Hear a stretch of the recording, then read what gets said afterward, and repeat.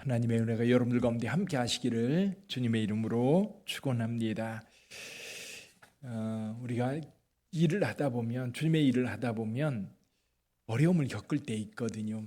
특히 주의 영광을 위해서 나의 어떤 시간, 물질, 또 어떤 재능, 이 모든 것들을 쏟아서 주님의 나라와 주님의 몸된 교회, 또 주의 일을 위해 헌신했는데 오히려 내게 찾아온 것이 질병이거나 또 어떤 어려움을 겪게 될 때에 우리는 하나님을 원망하는 일을 많이 합니다. 하나님, 내가 이만큼 했으면 우리 하나님께서도 저한테 이렇게 해주셔야 되는 거 아닙니까? 이렇게 우리 하나님 앞에 이야기할 때가 가끔 있습니다. 오늘 저는 사도 바울의 이야기를 들으면서 아마 사도 바울이 그렇게 하나님 앞에 따져야 되지 않을까, 그런 생각이 들어요. 바울은 자랑거리가 참 많은 사람이었습니다. 유대인으로서도 그는 탁월한 사람이었어요. 여러분, 자기는 늘 그렇게 주장하죠. 나는 히브리인 중에 히브리인이요 이스라엘 민족이요 베냐민 지파다. 그러면서 율법으로는 가말리엘 문화에서 공부한 그 누구에게도 뒤지지 않는 탁월한 능력자였다. 그래서 바리새인으로서 율법에는 흠이 없는 자라고 그렇게 이야기를 했던 사람입니다. 근데 그것뿐입니까? 기독교인이 된 다음에도 기독교인으로서 그 어떤 누구에게도 뒤지지 않는 그런 열심, 그런 헌신, 그리고 어느 곳에든지 가면 그곳에 교회를 세웠던 능력자였습니다. 오늘 고린도 후서를 쓰면서 고린도 교회에서 사도 바울의 사도권에 대해서 이제 여러 가지 부정적인 이야기를 하는 사람들이 있었습니다. 바울은 사도가 아니다. 특히 예루살렘으로부터 본 이제 사도 베드로라든지 야고보라든지 이런 사람들을 통해서 예수를 믿게 되었거나 혹은 그들과 친분을 가지고 있었던 사람은 사도 바울이 무슨 사도냐, 바울이 아마도 바울은 사도가 아닌데 자기가 사람들에게 다니면서 그렇게 얘기하는 것 같다 하면서 사도 바울의 어떤 사도권에 대해서 계속 도전을 했던 거지. 그러니까 유대인으로서도 그리고 기독교인으로서도 사도 바울은 누구에게도 꿀리지 않을 만큼 당당했습니다. 자신감이 넘쳤던 거지요. 그래서 11장에서 그 이야기를 계속하고 있습니다. 그리스도인에 대한 이야기를 합니다. 11장 23절 이하에 보면 이렇게 말씀해요. 그들이 그리스도의 일꾼이냐 정신없는 말을 하거니와 나는 더욱 그러하도다. 내가 수고를 넘치도록 하고 옥에 갇히기도 더 많이 하고 매도 수없이 맞고 여러 번 죽을 뻔하였으니 유대인들에게 40에 하나가 만 매를 5번이나 맞으며 3번 태장으로 맞고 1번 돌에 맞고 3번 파선하고 일주야를 깊은 바다 가운데서 지냈으며 여러 번 여행하면서 강의 위험, 강도의 위험, 동족의 위험, 이방인의 위험과 신의 위험, 광야의 위험, 바다의 위험, 거지 형제 중의 위험을 당하고, 사실 이렇게 고통당하면서 복음을 전했던 사도 바울, 그렇게 열정을 가지고 하나님의 일을 하고 있는데 문제가 뭐예요? 자기 몸에 병이 있는 거예요. 자기 몸. 근데 이런 어떤 열정적으로 자기가 수고한 것 말고도 사도 바울은 영적인 은혜를 정말 많이 받았던 사람이었습니다. 그래서 오늘 삼층천에 갔다 왔다는 사람 이야기를 합니다.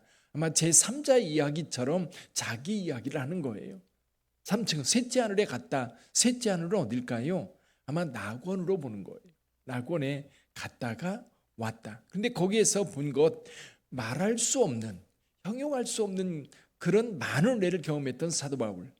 그럼에도 불구하고 사도 바울에게 약한 것들이 많았는데 그 중에 대표적인 것이 뭐예요? 여기 육체의 가시라고 말하고 있어요. 그래서 이제 이 육체의 가시가 뭘까? 아마도 눈에 안질이 있었던 것으로 보입니다. 눈에 눈병이 있어서 보기도 힘들고 또 다른 사람들과 대화하려면 눈에 병이 있으면 참 대화하기도 힘들거든요. 그러다 보니까 이런 어려움과 고통이 있는 상황 속에서 여전히 그는 복음을 전하고 있었습니다. 이게 복음 전하다 보니까 불편해. 그렇죠? 불편하고 힘들어요. 여러분들도 그럴 겁니다. 여러분 좀 복음을 전하려고 해도 교회 열심히 봉사를 하려고 해도 내 삶이 좀 안정되고 평안해야 그래도 시간 내서 주님을 섬기기에 훨씬 더 편안하고 좋거든요. 그래서 여러분들이 저도 그렇습니다. 저도 우리 성도님들이 교회에서 헌신하고 봉사하고 또 주님의 일, 전도하는 일, 여러 가지 일을 할 때에 우리 성도들 직장에서든 가정에서든 평안하게 해달라고 저도 기도합니다. 왜냐하면 주님의 일에 집중하려면 뭔가 여러분 힘든 일이 있으면요, 그것 때문에 집중할 수가 없어요. 건강이 안 좋거나 물질에 쪼들림이 있거나 아니면 세상 사람들과 어떤 갈등이 있거나 그러면 주님 앞에 나와서 기쁨으로 주의 일을 하기 쉽지 않습니다. 아마 바울도 그랬을 거예요. 그래서 사도 바울은 하나님 앞에 이것 좀 고쳐달라고 몇 번이나 기도했어요? 3번 기도했다. 이런 의미가 어제 새벽 기도 때 한번 기도하고 그리고 오늘 한번 기도하고 내일 한번 더 기도하고 하나님께서 응답해 주시지 않는구나, 그렇게 얘기했던 것 같지 않아요. 최소한 제가 이런 생각이 금식 기도를 했든지 아니면 특정한 시간 동안 하나님 앞에 간절히 이것을 해결하기 위해서 목적을 두고 하나님 앞에 기도했던 것 같아요. 그렇게 간절히 하나님 앞에 기도했는데 하나님께서 고쳐주시지 않아요.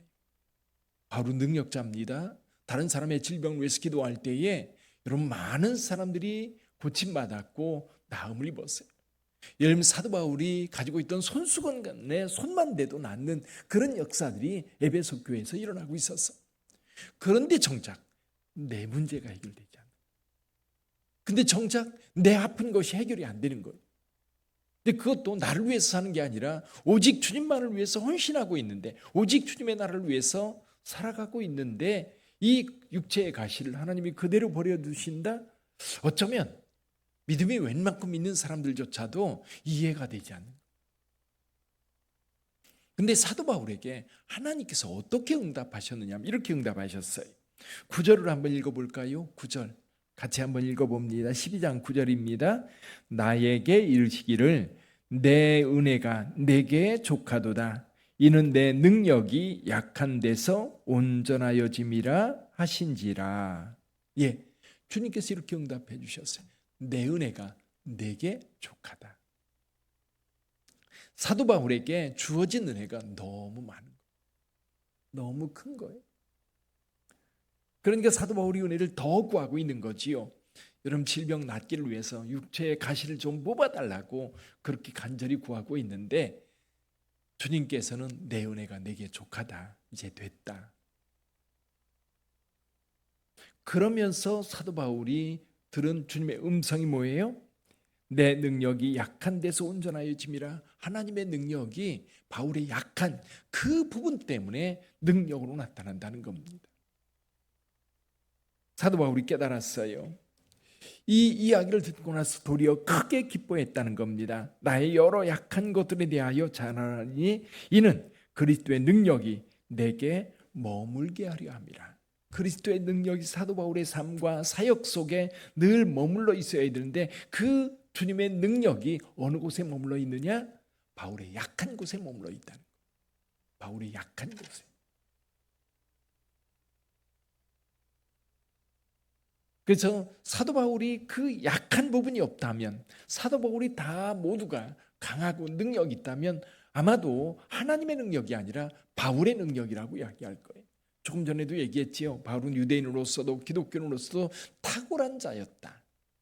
그렇다면 만약에 사도 바울이 약한 부분이 없었다면 아마도 바울은 위대한 인물, 하나님의 능력이 아닌 자기 사도 바울의 능력으로 많은 일을 해낸 대단한 사람이다. 우리는 그렇게 얘기할 거예요. 근데 바울은 자기가 이렇게 얘기하는 겁니다. 하나님의 능력이 이 일을 행했다. 어딜 가든지 복음을 전할 때, 어딜 가든지 주의 역사가 나타날 때 이건 주님의 역사지 바울의 역사가 아니라는 거예요. 주님의 능력이지 바울의 능력이 아니라는 거예요. 우리가 신유의 은혜를 이야기할 때에 이제 신유의 중매개자, 신유의 능력자, 신유의 배를 인도하거나 시도를 위해서 다른 사람을 위해서 하나님 앞에 기도하는 사람의 능력이 아니라는 거예요. 그 사람의 능력이 탁월하기 때문에 신유의 은사가 나타나는 것이 아니라 나타나는 것은 누구의 능력이다? 하나님의 능력이다. 하나님의 능력. 바울은 그걸 봤던 거예요. 세상 모든 사람들이 자기 능력을 드러내기 위해서 난립니다. 요즘에 이제 정치권에 예를 들면 여당이든 야당이든 당대표를 뽑는다는 이야기가 계속 나오고 있는데, 당대표를 뽑을 때 뭐라고 얘기해요? 두 가지 종류인 것 같아요. 한쪽은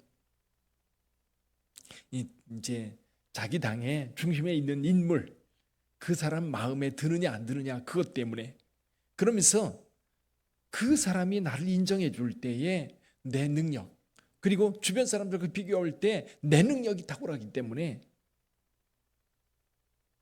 그래서 내 능력을 자랑하는 것, 어떻게든지 내 능력을 자랑하는 거예요. 그 사람과의 관계 속에서 내 능력이 탁월하다, 아니면 내가 많은 일을 해왔기 때문에 다른 사람보다 능력이 있다.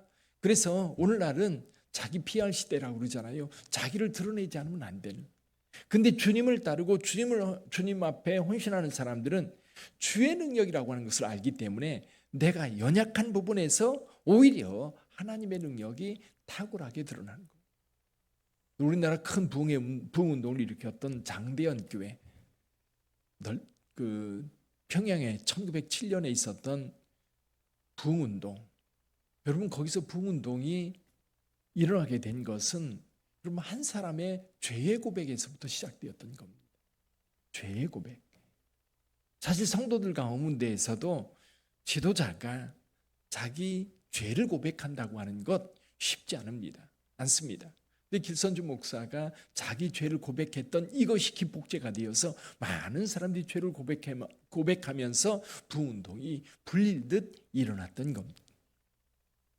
그러니까 주님의 몸된 교회에서 죄를 행할 때에 나의 연약함을 인정하고 나의 부족함을 인정하고 주님의 능력을 구할 때 주께서 채우시는 것 같아요. 사랑하는 성도 여러분, 신유는 전적인 하나님의 은혜입니다. 그러다 보니까 내가 평생 이 연약함을 끌어안고 가야 될 때도 있어요. 근데 분명한 것은 주님이 그렇게 하는 이유가 있다는 거예요. 그래서 오늘 사도 바울의 이야기를 들으면서 저는 이런 마음이 들어요. 주님은 언제나 선하시다. 우리 하나님은 언제나 선하시다. 그 믿음을 가지고 가면 내가 조금 힘들고 내가 조금 부족해도 내가 조금 약해도 그것을 통해서 하나님의 영광을 드러낼 수 있는 겁니다. 근데 내 마음대로 돼야 된다라고 하는 생각이 많다 보니까 하나님을 원망하게 되고 하나님께서 나한테 이루시지 않는, 내가 원하는 것을 이루어지지 않는다는 것 때문에 시험에 들고 힘들어하는 거예요. 그래서 교회 안에서 어려움이 있을 때 가만히 들여다보면 자기예요. 자기를 알아달라는 것이고 자기를 인정해달라는 것이고 또 내가 해야 된다는 거거든요. 그러다 보면 자꾸만 트러블이 생기고 문제가 생기고, 교회는 주님이 하시는 거예요. 교회는 주님의 능력이 함께하는 곳이. 그러다 보니까 나 자신에게 있는 것도 하나님 앞에 기도도 하고 하나님의 은혜도 구하고 이거 고쳐달라고도 얘기하고 이 문제 해결해달라고도 이야기하는데, 어떤 경우는 주님이 직접 개입하셔서 해결해 주시기도 하지만 어떤 경우는 내가 원하는 대로 아무런 반응이 없으세요. 그래서 그 문제를 가지고 깊이 기도하다 보면 주님의 음성이 들려요. 사도 바울이 들었던 것처럼 내 은혜가 내게 족하도다. 그러면서 하는 이야기가 내 능력이 내 약한 곳에서 강하게 나타난다고 말씀하는 말씀을 들었던 것. 사랑하는 성도 여러분, 다 하나님께서 이끌어 가시는 하나님의 뜻 가운데 우리가 있다는 사실을 알고 때로는 순종하고 때로는 하나님 앞에 간절함으로 기도하면서 주의 뜻을 이루어가는 저와 여러분들이 되기를 주님의 이름으로 축원합니다. 그래서 어떤 일이 여러분 마음대로 이루어지지 않았다고 원망하지 마세요. 투정하지 마시고요. 주님의 뜻이 무엇인가를 물으세요. 그러면 주께서 분명하게 여러분에게 응답해 주시고 그것이 은혜라는 사실을 깨닫게 될 거예요. 기도하겠습니다.